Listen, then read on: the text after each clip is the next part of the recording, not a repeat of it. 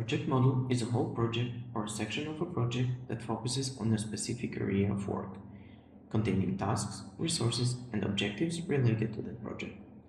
Here you can see an already existing project. To create a new project, click on Add Project. To save time, I will go through an already existing one. Name is the name of the project. Duration unit is the unit to refer to time measurement used to track the length of tasks or activities. Type is the type of the project. You can create different project types to sort your projects. Description is self-explanatory, and so is the start date. Default timescale is the timescale used to view the Gantt.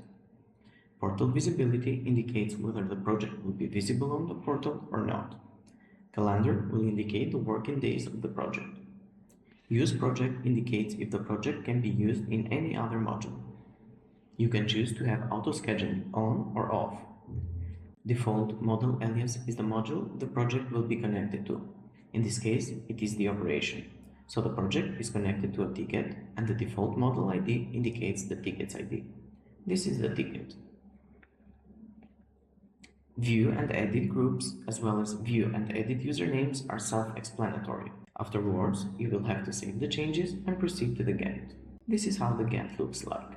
To add a new task, you will have to click on the green circle on the top right. And if a task is too big and it needs to be split into smaller tasks, you can do so by clicking on the green plus next to the task, and it will add subtasks.